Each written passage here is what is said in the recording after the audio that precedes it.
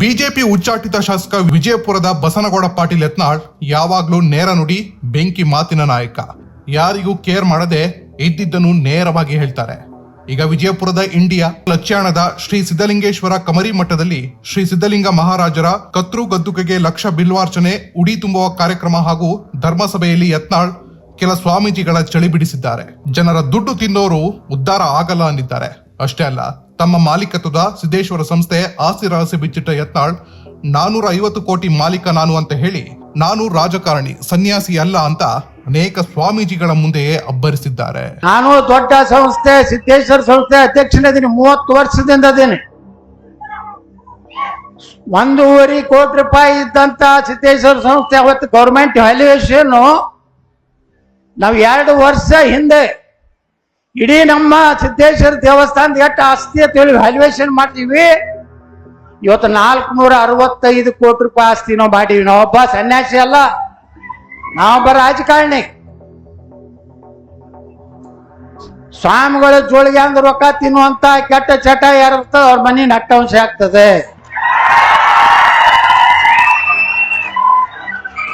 ಗುಡಿ ಅಂದ್ ರೊಕ್ಕ ತಿಂದವ ಅವನು ಕುಟುಂಬ ಉದ್ಧಾರ ಆಗುದಿಲ್ಲ.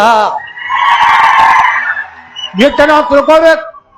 ನಾ ಇಟ್ಟು ಎಲ್ಲರಿಗೂ ಬೈಕೋತಿ ನಾನು ಜಿಗಿದಾಡ್ತೀನಂದ್ರೆ ಕಾರಣ ಏನಂದ್ರ ಹಿಂದೆ ನಮ್ಮ ಸ್ವಾಮಿಗಳ ಗುರುಗಳ ಆಶೀರ್ವಾದ ನಾ ಸಿದ್ದೇಶ್ವರ ದೇವಸ್ಥಾನದಾಗ ಯಾವ ರೀತಿ ನಡ್ಕೊಂಡಿನಿ, ಎಷ್ಟು ಪ್ರಾಮಾಣಿಕತೆಯಿಂದ ಇದ್ದೀನಿ.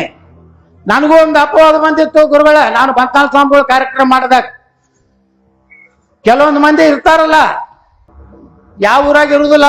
ಬಿಜಾಪುರನಾಗ ಒಂದಿಟ್ಟು ಉಪಾಧ್ಯಾಪನ ನನ್ನ ಮಕ್ಕಳು ಇದ್ರು. ಸುಮಾರು 1,10,00,000 ರೂಪಾಯಿ ನಮ್ಮ ಬಂತಾಳ ಸ್ವಾಮಿಗಳ ಕಾರ್ಯಕ್ರಮ. ಅವಾಗ 1,10,00,000 ಅಂದ್ರೆ ಬಹಳ ದೊಡ್ಡ ಅಮೌಂಟ್. ಇವತ್ತು 1 ಕೋಟಿ ಅಂದ್ರ, ಅವಾಗಿನ 1 ಕೋಟಿ ಅಂದ್ರೆ ಇವತ್ತು 100 ಕೋಟಿ ಇದ್ದ. 1,10,00,000 ರೂಪಾಯಿ ಗೊಳೆ ಅದು. ಬಂತಾಳ ಸ್ವಾಮಿಗಳ ಕಾರ್ಯಕ್ರಮ ಮುಗಿಸಿದೀವಿ. ಅವ್ರ ಹೆಸರಲ್ಲೇ ಸುಮಾರು ಇವತ್ತು 50 ಕೋಟಿ ರೂಪಾಯಿ ಒಂದು ಸಾಲಿ ಕಟ್ಟಿದೀವಿ, Sangana Basava international residential school ಅಂತೇಳಿ.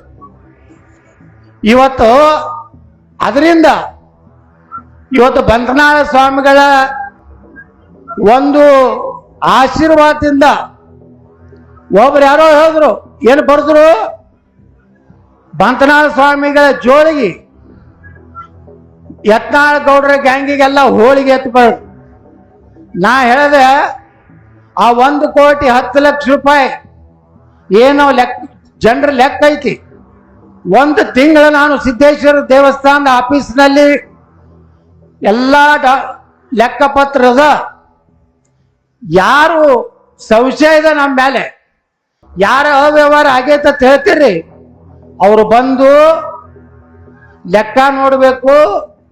ಅವ್ರ ಲೆಕ್ಕ ಏನಾರೇ ನಾವು ಮೋಸ ಮಾಡಿದ್ರೆ, ಈ ಕಾರ್ಯಕ್ರಮಕ್ಕೆ ರೊಕ್ಕ ತಿಂದಿದ್ರೆ ನಮಗ ಆ ಸಿದ್ದರಾಮೇಶ್ವರ ನೋಡ್ಕೊಳ್ಳಿ ಅಂತ ಹೇಳಿ ಒಂದು ಪತ್ರಿಕಾ ಪ್ರಕಟಣೆ ಕೊಟ್ಟೆ. 1 ತಿಂಗಳಾದ್ರೂ ಸಹ ಯಾರು ಬಂದು ಲೆಕ್ಕ ನೋಡ್ಲಿಲ್ಲ. ಇವತ್ತೇನಾರೇ ರಾಜಕಾರಣದಾಗ ಏರುಪೇರು ಇರ್ತವೆ, ಆದರೆ ಜನರ ಭಾವನೆಗೆ ಇವತ್ತು ಜನರ ಮನಸ್ಸದೆ. ಮೂಗೌಡ ಮುಟ್ಟಾರ ಒಂದು ಜವಾಬ್ದಾರಿ ಎಂದು ಕೊಟ್ಟಿರಿ. ಹಳ್ಳಿಗಳಿಗೆ ಪೂಜ್ಯರದಾರೆ, 5 ಮಂದಿ ಕೂಡ್ರಿ, ಯಾರಿಗೂ ತೊಂದರೆ ಆಗದ ರೀತಿಯಲ್ಲಿ, ಯಾರಿಗೂ ಸಂಶಯ ಬಾರದ ರೀತಿಯಲ್ಲಿ ಇವತ್ತು ಈ ಸಮಸ್ಯೆ ಬಗೆಹರಿಸಿ ನಾವೆಲ್ಲ ಒಂದಾಗಿ ಮಠ ಬೆಳಿಬೇಕು. ಲಚ್ಯಾಣದ ಮಠ ಅಂದ್ರೆ, ಇವತ್ತು ಲಚ್ಯಾಣ ಅಂದ್ರೆ ಕರ್ನಾಟಕದ ಮೂಲಿಗೆ ಗೊತ್ತೈತಿ. ಯಾಕೆ ಗೊತ್ತೈತನೋ, ಬಂತನಾಳ ಸ್ವಾಮಿಗಳು ಕಟ್ಟಿದಂತ TCH. ನಾ ಹೋಗಿದ್ದೆ ಒಮ್ಮೆ ಸುತ್ತೂರು ಮಠದ ಕಾರ್ಯಕ್ರಮಕ್ಕೆ, ನಾ ಕೇಂದ್ರ ಮಂತ್ರಿ ಇದ್ದಾಗ. ಅಲ್ಲಿ ಒಂದು 7-8 ಮಂದಿ ಮಾಸ್ತರ್ಗಳು ಬಂದ್ರು ನನ್ನ ಬಳಿ ಭೇಟಿಗೆ. ಅವ್ರು ಕೇಳಿದೆ, ನಾವೆಲ್ಲ ಇಂಡಿ ತಾಲೂಕದವ್ರಿ, ಬಿಜಾಪುರ ಜಿಲ್ಲಾದವ್ರು ಅಂತ ಹೇಳಿದ್ರು. ಅಲ್ರಿ, ಇಲ್ಲಿ ಪ್ರೈಮರಿ ಸ್ಕೂಲ್ ಟೀಚರ್ ಅದೀವಿ ಅಂತ ಹೇಳಿ. ನಾ ಗಾಬರಿ ಆದ, ಎಲ್ಲಿ ಲಚ್ಯಾಣ, ಎಲ್ಲಿ ಯಾವ್ದು ಟಿ ನರಸೀಪುರ ಅಂತ ಹೇಳಿ ಒಂದು, ಅಲ್ಲಿ 2-3 ನದಿಗಳು ಕೂಡುವಂತ ಈ ಒಂದು ಪವಿತ್ರ ಕ್ಷೇತ್ರ. ಅಲ್ಲಿ ನಮ್ಮವ್ರು ಸಿಕ್ಕರು. ಏನು ರಾಯಚೂರು, ಕಲಬುರಗಿ, ಯಾದಗಿರಿ, ಬೀದರ್ ಅಲ್ಲಿ ಹೋದ್ರು ಸಹ ಕನ್ನಡ ಶಾಲೆಯಲ್ಲಿ ಮಾಸ್ತರ್ಗಳು ಯಾರಿದ್ರಪ್ಪ ಅಂದ್ರೆ ಅವ್ರು ಬಿಜಾಪುರ ಜಿಲ್ಲಾದವ್ರು ಇದ್ರು. ಅದು ಲಚ್ಚಾಣದಲ್ಲಿ ಕಲ್ತಂತ ಅವರೇ ಮಾಸ್ತರ್ ಇದ್ರು. ಇದನ್ನ ಯಾಕೆ ಹೇಳ್ತೀನಿ ಅಂದ್ರೆ ಅವತ್ತು ಬಂತ್ನಾಳ ಸ್ವಾಮಿಗಳು ಅಷ್ಟು ಶಿಕ್ಷಣದ ಇದು ಕೊಟ್ಟಿರ್ಲಿಕ್ಕ ನಮ್ಮ ಇಟ್ಟು ಮಂದಿ ಟೀಚರ್ಗಳು ಇಟ್ಟು ಶಿಕ್ಷಣದಲ್ಲಿ ಒಂದು ಕ್ರಾಂತಿ ಆಗ್ತಿರ್ಲಿಲ್ಲ. ಅದಕ್ಕೆ ಬಂತ್ನಾಳ ಸ್ವಾಮಿಗಳ ಏನ್ ಜನ್ಮ ಶತಾಬ್ದಿ ಮಾಡಿದ ಮೇಲೆ 2 ಸ್ಕೂಲ್ ಮಾಡಿ ನಾನು ಬಿಜಾಪುರದಾಗ. ಒಂದು ಸಂಗನ ಬಸವ ಅಂತಾರಾಷ್ಟ್ರೀಯ ವಸತಿ ಶಾಲೆ 2,000 ಹುಡುಗರು ಅದಾವು. 50 ಕೋಟಿ ರೂಪಾಯಿ ಖರ್ಚು ಮಾಡಿ 40 ಎಕರೆದಲ್ಲಿ ಒಂದು ಬಂತ್ನಾಳ ಸ್ವಾಮಿಗಳ ಮೂರ್ತಿ ಇರ್ಲಿಲ್ಲ BLD ಒಳಗ. ಅವಾಗ ನಾನು MB ಪಾಲ್ರಿಗೆ ಹೇಳ್ದೆ, ನೋಡ್ರಿ ಇವತ್ತು ಬಿಜಾಪುರ ಏನಾರು ಉದ್ಧಾರ ಆಗಿದ್ದು ಒಂದು ಬಂತ್ನಾಳ ಸ್ವಾಮಿಗಳಿಂದ, ಒಂದು ಪಗು ಅಳೆಕಟ್ಟೆಯವರಿಂದ. ಅವೆರಡೂ ಮೂರ್ತಿ ಕೂಡಿಸ್ಬೇಕಂದಾಗ MB ಪಾಲ್ರಿ ಹೇಳಿದ್ರು, ಇಲ್ಲ ಗೌಡ್ರೆ ನಾ ರೊಕ್ಕ ಕೊಡ್ತೀನಿ, ಅದಕ್ಕೆ ನೀವು ಎಲ್ಲಿ ಮಾಡಿಸ್ತೀರಿ ಅದು ಎಷ್ಟು ರೊಕ್ಕ ಬಂದ್ರು ಬರ್ಲಿ ನಾ ಕೊಡ್ತೀನಿ ಅಂತ ಹೇಳಿದ್ರು.